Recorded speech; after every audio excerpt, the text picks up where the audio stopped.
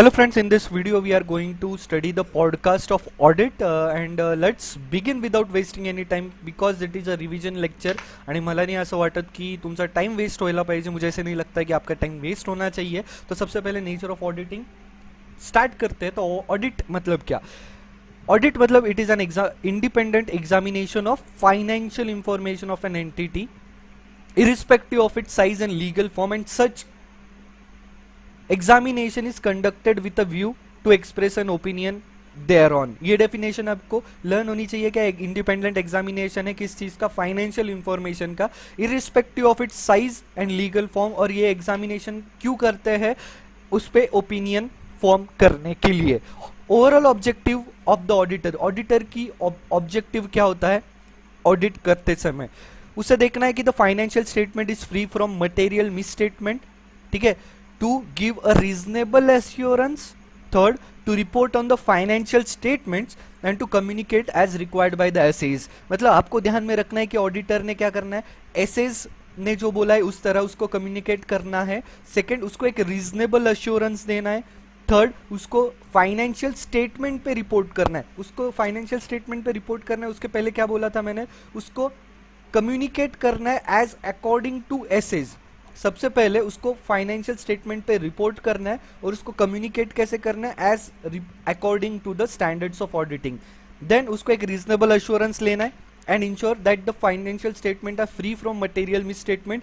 मैं उसको एक क्रक्स में रिवाइज करने का बोलूं, overall objective of the auditor is to examine the financial statement and to report on the financial statement and to communicate on the financial statement as according to the standards of auditing and to give a reasonable assurance to ensure that the financial statement are free from material misstatement. Okay, अभी देखेंगे हम scope of audit. Scope of क्या है, audit का scope क्या है? हमें एक ओपिनियन फॉर्म करना है कि जो अकाउंटिंग इंफॉर्मेशन है in the financial statements are reliable and sufficient and basis for preparation of the financial statements are authentic. हमें opinion scope of audit में सबसे पहले हमें देखना है कि we have to form an opinion whether the information that is contained in the financial statements are authenticate, मतलब वो reliable है and sufficient है, ठीक है. उसके बाद देखना all aspects of the accounting and finance are covered in preparation of the financial statements. उसके बाद जो डिस्क्लोजर्स होने चाहिए वो प्रॉपर डिस्क्लोजर्स दिए गए हैं या नहीं. फोर्थ, ऐसे कोई ड्यूटीज परफॉर्म नहीं करने हैं जो हमारे स्कोप ऑफ कॉम्पिटेंस के बाहर हो, मतलब हमारे जितना कॉम्पिटेंस एरिया में है उतने ही हमें काम करना है. उसके बाद ऑडिट करते समय हमें कोई एक कांस्टेंट लाया गया था कि ये काम करने, मतलब हमारे ओपिनियन फॉर्मेशन पे वो इफेक्ट कर रहा है, तो उसे हम एक ओपिनियन में ऑडिट रिपोर्ट में हमें बताना है कि ये हमें इधर हमें रुकाया गया और इसके वजह से हमारा ओपिनियन इधर इफेक्ट हो रहा है. इसे मैं क्रक्स में आपको बोलना चाहूँ. स्कोप ऑफ ऑडिट क्या है, आपको एक ओपिनियन देना है कि financial statement is reliable and sufficient and they are authenticate. उसके बाद फाइनेंशियल स्टेटमेंट से वो अकाउंटिंग और पूरे फाइनेंशियल एस्पेक्ट को लेके बनाए गए हैं. उसके बाद डिस्क्लोजर्स प्रॉपर लिए गए हैं या नहीं, ड्यूटीज जो हमारे कॉम्पिटेंस एरिया के बाहर है वो हमें परफॉर्म नहीं करने हैं. उसके बाद constant on the scope of audit, हमारे पे कोई कांस्टेंट लाए गए हैं तो फिर वो हमें हमारे रिपोर्ट में बताना है. उसके बाद है aspects to be covered in an audit. Aspects कौन सा है, उसमें 3 वेरिफिकेशन के एस्पेक्ट्स है. Verification of liabilities, verification of title existence and valuation of assets, verification of authenticity and validity of transaction. मैं वापस एक बार रिपीट करना चाहूंगा, close your eyes and just try to memorize it. Verification of liability, verification of title existence and valuation of assets, verification of authenticity and validity of transaction. उसके बाद है comparison of items of financial statement with the underlining record. Financial statement में जो records है, मतलब financial statement में जो items है उसे हम किससे कंपेयर करेंगे, अंडरलाइनिंग रिकॉर्ड. मतलब कोई एसेट है तो उसका टाइटल डीड से हम कंपेयर करेंगे. कोई ट्रांजैक्शन है प्रॉफिट एंड लॉस अकाउंट में, उसको हम एक कोई वाउचर रहेगा उससे हम वेरीफाई करेंगे. तो वापस एक बार हम रिवाइज करेंगे. Verification of liabilities, verification of title existence and valuation of assets, verification of validity of authenticity and validity of transaction, comparison of items in the financial statements with the underlining records. आगे बढ़ते हैं. Examination करना accounting system and internal control की, उसके बाद reporting to the appropriate body and checking the result shown in the profit and loss account. ये थे हमारे aspects to be covered in an audit. इसको मैं क्रक्स में आपको बोलना चाहूँ तो वेरिफिकेशन 3 चीजों का करना है, liability, title existence and valuation of assets, authenticity and validity of the transaction, उसके बाद है comparison of financial items with underlining records, उसके बाद है कि accounting system and internal control को हमें चेक करना है, उसके बाद reporting to the appropriate body and checking the result shown in the profit and loss account, aspects to be covered in an audit. ये क्वेश्चन आने के बाद आपको ये पॉइंट्स आपको लिखना बहुत जरूरी है, जस्ट रिवाइज इट, उसको 5 बार सुनो पर ये पॉइंट्स हमें अभी भूलना नहीं है। वापस एक बार मैं रिवाइज करूंगा, verification of liabilities, verification of title existence and valuation of assets, verification of validity of transactions, comparison of items in the financial statements with the underlying records, checking the accounting system and internal control, reporting to the advantages में हम सबसे पहले देखेंगे, it safeguards the interest of the person who are not associated with the management. मतलब जो management से associated persons नहीं है, जैसे शेयर होल्डर्स होते हैं, उनका इंटरेस्ट सेफगार्ड करने में ऑडिट हमें हेल्प करता है, क्योंकि क्या कर रहे हैं हम, चेकिंग कर रहे हैं, financial statement true and fair view दे रहे हैं, जो उसमें मिस स्टेटमेंट्स नहीं है ये बता रहे हैं, और जो आईसीएआई ने स्टैंडर्ड्स ऑफ ऑडिटिंग दिए उसके ऊपर से हम रिपोर्ट कर रहे हैं, इसलिए हमें क्या होगा, सेफगार्ड होगा, इंटरेस्ट किसका होगा, शेयर होल्डर्स का। उसके बाद it puts a moral check on employees, audit से क्या होगा, मॉरल चेक रहेगा एम्प्लॉइज पे, अगर वो कुछ बुरी चीज़ों में इन्वॉल्व रहेंगे, ऑडिट मतलब मैनेजमेंट में कुछ फ्रॉड कर रहे होगे, तो it is moral check on the employees that यार ऑडिट होता है, थोड़ा बच के रहना चाहिए और थोड़ा मतलब बुरी चीज़ों में इन्वॉल्व नहीं होना चाहिए। सबसे पहले क्या, it safeguards the interest of the person who are not associated with the management. Second, it puts a moral check on the employees. Third, it helps in tax settlement.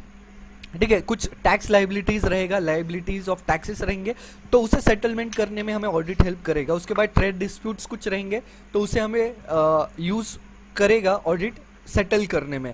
उसके बाद रहेगा, it helps in detection of wastage and losses. कुछ internal audit procedures ऐसे रहते हैं कि कुछ जगह पे बहुत ज़्यादा वेस्टेज हो रहा है, लॉस हो रहा है, उसे हम डिटेक्ट कर सकेंगे through audit.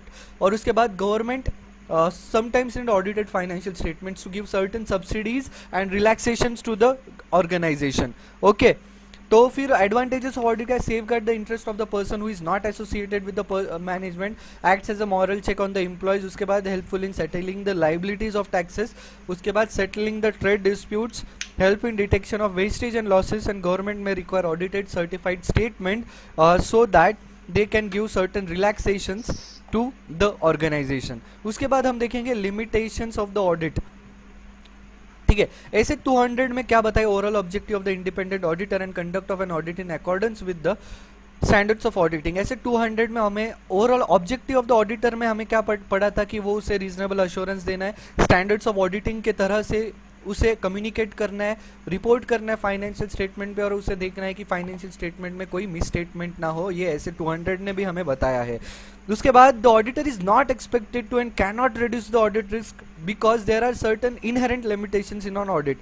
Audit risk zero नहीं हो सकती। ऑडिट रिस्क मतलब क्या है कि there is a risk that the auditor will express his opinion inaccurately when there is the presence of mis statement in the financial statement. Audit risk मतलब क्या कि हम कुछ ऑडिट रिपोर्ट बना रहे हैं, उसमें गलत ओपिनियन फॉर्म कर रहे हैं जब फाइनेंशियल स्टेटमेंट में मिस स्टेटमेंट प्रेजेंट हो तब।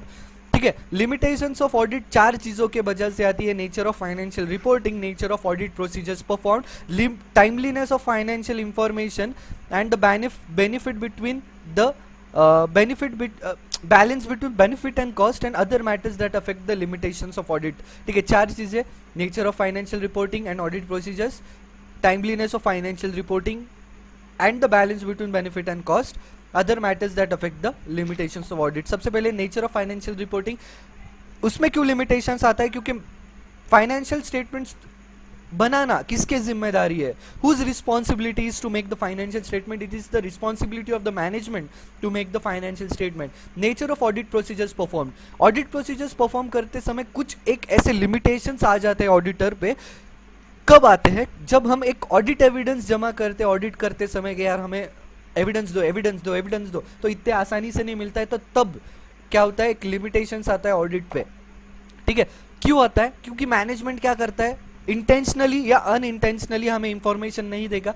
Second, there must be a sophisticated and carefully organise scheme, मतलब बहुत अच्छी तरीके से वो ऑडिट जो फ्रॉड है उसे छुपाया गया हो, और the audit is a not a official of investigation and into the alleged wrong doing, मतलब वो एक इन्वेस्टिगेशन नहीं है, we are just doing audit and we are not doing investigation. तीन चीजें थी इसमें। ऑडिट प्रोसीजर में मैनेजमेंट हमें पूरी इंफॉर्मेशन नहीं देगी, उसमें sophisticated and carefully organise scheme रहेगा, हम इन्वेस्टिगेट नहीं कर रहे हैं, हम ऑडिट कर रहे हैं, ये है ऑडिट प्रोसीजर्स में कुछ लिमिटेशंस। उसके बाद है timeliness of financial reporting and the balance between benefit and cost. जब हम रिपोर्ट करते हैं फाइनेंशियल स्टेटमेंट पे, हमें कुछ मर्यादा होती है, टाइमलीनेस होता है, उसके अंदर हमें क्या करना पड़ता है, रिपोर्ट करना पड़ता है। तो एक सेंटेंस आपको एग्जाम में ऐसे लिखना है कि the importance, the value of the information tends to diminish over a period of time। जैसे जैसे समय जाता है वैसे वैसे इंफॉर्मेशन की कीमत जो होती है, वो वैल्यू जो होती है, वो कम होती जाती है। And there is a balance to be stuck between the reliability of the information and the cost. हम इंफॉर्मेशन तो निकाल रहे हैं, पर इंफॉर्मेशन है 2 रुपए की और उसे निकालने में कॉस्ट लग रहा है 10 रुपए का, तो उसका कोई बेनिफिट नहीं रहेगा। तो हमें एक बैलेंस मेंटेन करना है, the reliability, the value of the information and the cost. सबसे पहले हमने देखा nature of financial reporting, management का जजमेंट रहेगा इसलिए उसमें लिमिटेशन है, उसमें देखा। नेक्स्ट देखा नेचर ऑफ ऑडिट प्रोसीजर, उसमें देखा कि एविडेंस जमा करते समय लिमिटेशंस आ जाते हैं क्योंकि मैनेजमेंट पूरी इंफॉर्मेशन देगा नहीं, इंटेंशनली और unintentionally. Sophisticated and carefully organise schemes रहेगी और फ्रॉड में, और उसके बाद रहेगा कि हम इन्वेस्टिगेट नहीं कर रहे हैं, हम ऑडिट कर रहे हैं। Timeliness of financial reporting and the balance between benefit and cost में क्या दिखा है कि जैसे जैसे समय जाता है, जैसे कॉस्ट की इंफॉर्मेशन की वैल्यू है वो कम होती जाती है, and there is a balance stuck between the information and the cost. Other matters में देखा है कि certain assertions and subject matter से उससे क्या होता है कि ऑडिट करते समय इफेक्ट होता है। किस चीज़ों से? असर्शंस एंड सब्जेक्ट मैटर से। पहला है कि फ्रॉड में इन्वॉल्व मैनेजमेंट, फ्रॉड में क्या होगा, मैनेजमेंट इन्वॉल्व हो सकता है। एक रिलेटेड पार्टी एग्जिस्टेंस हो सकता है, related party relationship and transaction exist हो सकता है ऑर्गेनाइजेशन में। तब क्या होगा कि मैं 2 रुपए की चीज़ 1 रुपए में बेच रहा हूँ, रिलेटेड पार्टी ट्रांजैक्शन कर रहा हूँ, और फाइनेंशियल स्टेटमेंट में फेक डॉक्यूमेंट्री एविडेंस दिखा के फेक डिस्क्लोजर्स कर रहा हूँ, ठीक है। फ्रॉड इन्वॉल्विंग सीनियर मैनेजमेंट और collusion, the existence and completeness of related party relationship and transaction, the occurrence and of non compliance with laws and regulation, laws and regulation से हम कंप्लाई नहीं कर रहे हैं तभी भी लिमिटेशंस आ जाती है ऑडिट करते समय। Further events and condition that may cause the entity to cease the continuance of going concerns, अगर अफेक्ट हो रहा है ऑर्गेनाइजेशन में तभी भी अभी हमें ऑडिट में लिमिटेशंस आता है। 4 चीजें दोस्तों हमें याद में रखना है, the nature of financial reporting, the nature of audit procedures, timeliness of financial reporting and balance between benefit and cost, other matters that affect the limitations of audit, it is the limitations of audit. अभी तक हमने क्या क्या सीखा है, definition सीखा है audit का, ऑब्जेक्टिव ऑफ द ऑडिटर सीखा है, स्कोप ऑफ ऑडिट सीखा है, aspects to be covered in an audit सीखा है, एडवांटेजेस ऑफ ऑडिट सीखा है, लिमिटेशंस ऑफ ऑडिट सीखा है। अभी दिखेंगे relationship between auditing and other disciplines, auditing और अदर डिसिप्लिन्स में क्या रिलेशन होता है। ऑडिटिंग अकाउंटिंग कनेक्टेड है, ऑडिटिंग एंड लॉ कनेक्टेड है, ऑडिटिंग एंड इकोनॉमिक्स कनेक्टेड है, बिहेवियरल साइंस कनेक्टेड है, स्टैटिस्टिक्स एंड मैथमेटिक्स कनेक्टेड है, डेटा प्रोसेसिंग कनेक्टेड है, financial management connected and production connected है, ये सब चीजें कनेक्टेड है। ऑडिटिंग के टाइप्स ऑफ ऑडिट, ऑडिट के टाइप्स क्या है, ऑडिट के टाइप्स है organisation which require audit under law.